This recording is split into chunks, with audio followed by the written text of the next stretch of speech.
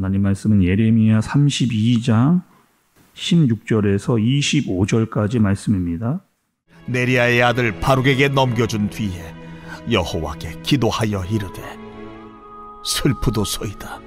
주 여호와여, 주께서 큰 능력과 펴신 발로 천지를 지으셨사오니 주에게는 할 수 없는 일이 없으시니이다. 주는 은혜를 천만인에게 베푸시며 아버지의 죄악을 그 후손의 품에 갚으시오니 크고 능력 있으신 하나님이시오 이름은 만군의 여호와시니이다. 주는 책략에 크시며 하시는 일에 능하시며 인류의 모든 길을 주목하시며 그의 길과 그의 행위의 열매대로 보응하시나이다.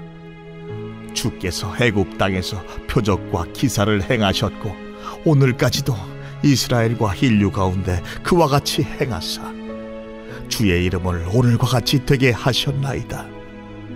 주께서 표적과 기사와 강한 손과 펴신 발과 큰 두려움으로 주의 백성 이스라엘을 애굽 땅에서 인도하여 내시고 그들에게 주시기로 그 조상들에게 맹세하신 바 젖과 꿀이 흐르는 땅을 그들에게 주셨으므로 그들이 들어가서 이를 차지하였거늘 주의 목소리를 순종하지 아니하며 주의 율법에서 행하지 아니하며 무릇 주께서 행하라 명령하신 일을 행하지 아니하였으므로 주께서 이 모든 재앙을 그들에게 내리셨나이다.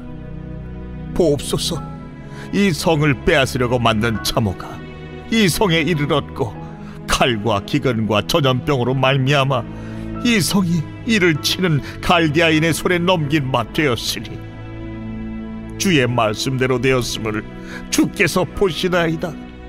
주 여호와여, 주께서 내게 은으로 밭을 사며 저기를 세우라 하셨으나 이 성은 갈대아인의 손에 넘기신 바 되었나이다. 아멘. 오늘 우리가 읽은 성경 본문의 말씀은 주제가 예레미야의 기도입니다. 예레미야의 기도. 여러분, 예레미야가 어떤 마음을 가지고 또 어떤 기도를 드렸을까? 이 내용이 오늘 말씀의 핵심이라고 할 수가 있겠습니다. 먼저 여러분 17절의 처음 부분을 보니까 슬프도소이다.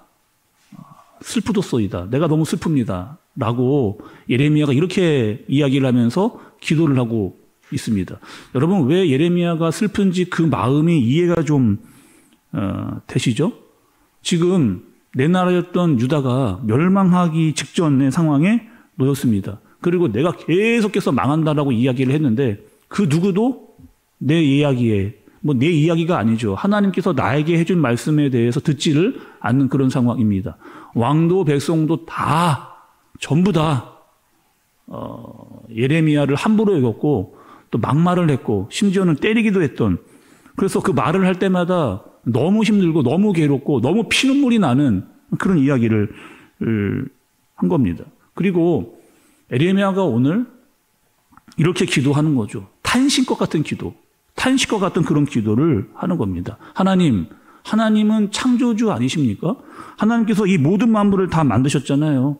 하나님이 모든 것을 다스리지 않습니까? 하나님 전능자이시지 않습니까? 하나님께서 우리의 조상 이스라엘, 그들을 애굽에서 끄집어내셨잖아요. 아니 근데 지금 우리나라 유다가 꼭 이렇게까지 돼야만 되는 겁니까? 아니 우리가 꼭 바벨론에게 망해야만, 끌려가야만 되는 겁니까? 아니 예레미야도 좀 하나님께 성토를 하는 거예요.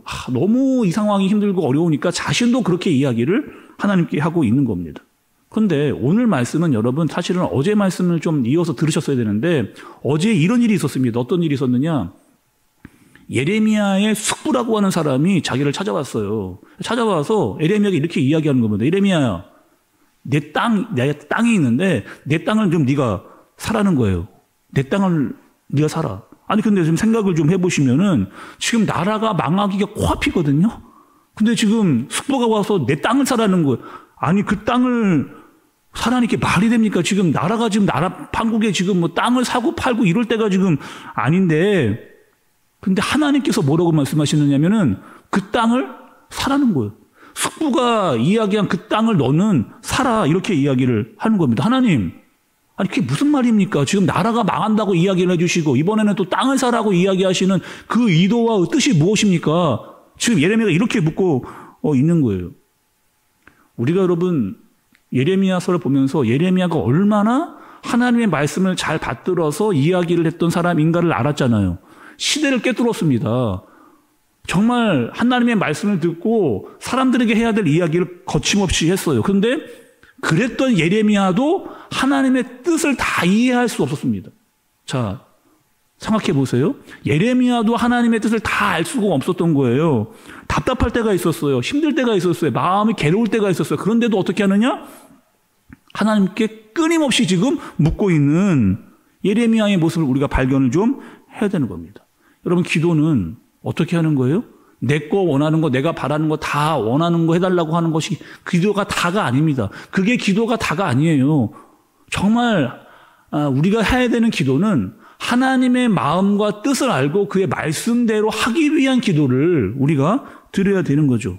아버지의 뜻을 알고 아버지의 말씀을 알았사오니 내가 그 말씀대로 하겠습니다라고 하는 기도가 제대로 된 기도라고 할 수가 있습니다.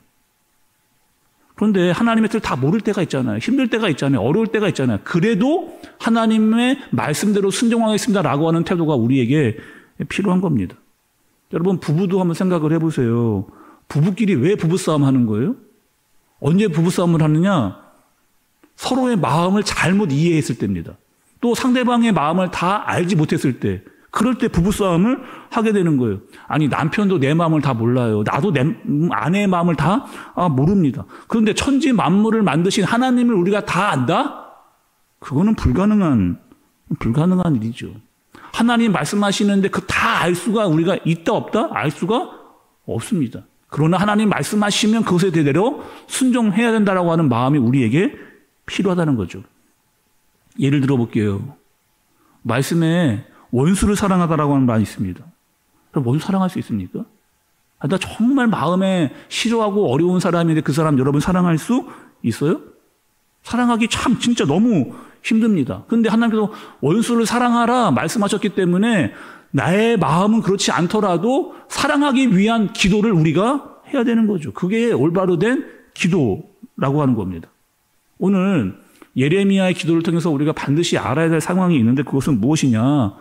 숙부의 땅을 사라는 거예요. 그리고 지금 나라가 망해가는데 사라는 겁니다. 아니 70년 후에나 내가 돌아올 텐데 예레미야가 죽을 수도 있어요.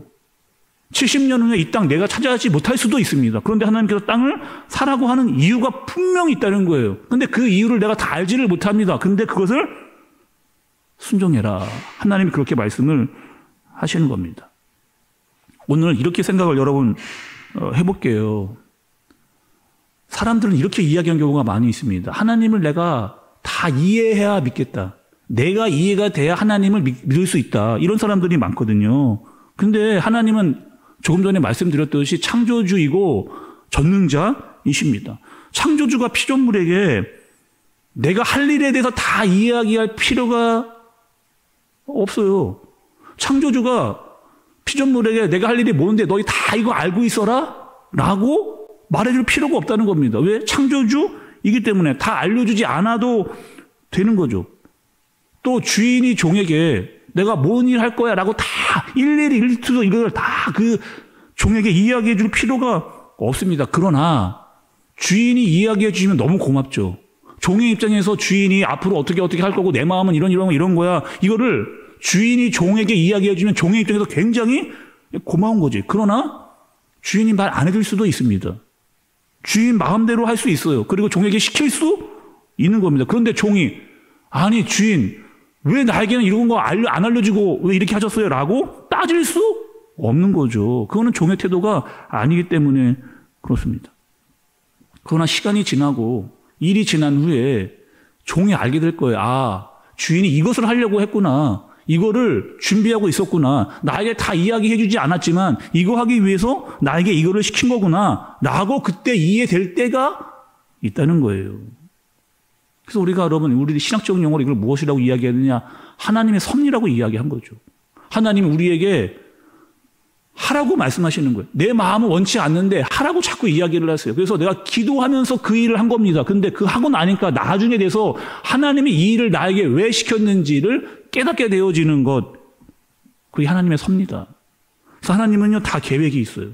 우리는 다 알 수 없습니다. 그런데 하나님이 말씀을 하시는 거예요. 그런 예레미야가 순종하는 거죠. 다 이해되지 않아도, 내 마음에 원치 않아도 그 말씀대로 내가 먼저 순종을 하는 겁니다. 그리고 끊임없이 기도하면서 그 일을 감당하는 거죠. 때로는 기도하다가 알려주실 수도 있고 기도하다가 안 알려주실 수도 있어요. 나중에 알 수도 있습니다. 그러나 어떻게 해야 되는 거예요? 기도하면서 순종하는. 그리고 깨달을 수도 있고 나중에 깨달을 수 있지만 분명히 하나님의 계획이 있다라고 하는 사실을 예레미야가 믿고 그것을 감당하는 것처럼 우리도 기도로 하나님의 마음을 알고 하나님의 말씀을 알아서 순종할 수 있는, 그래서 하나님의 하시는 일들을 다 할 수 없어도 조금씩 알아갈 수 있는 저와 여러분들 되어지시기를 예수님의 이름으로 축복합니다. 기도하겠습니다. 하나님 아버지, 우리는 하나님의 계획, 하나님의 뜻 다 알지 못합니다. 그러나 하나님은 창조주이시고 전능자이시고 우리에게 말씀해 주셨습니다. 힘이 들어도 그 말씀에 순종하게 하여 주옵소서. 순종하다가 하나님의 뜻이 무엇인지를 알게 하여 주옵소서. 순종할 때 더 기도하게 하여 주옵소서. 기도하면서 따라가게 하여 주옵소서. 그리고 하나님의 마음을 더 헤아릴 수 있는 우리가 되게 하여 주옵소서. 예수님의 이름으로 기도드리옵나이다. 아멘.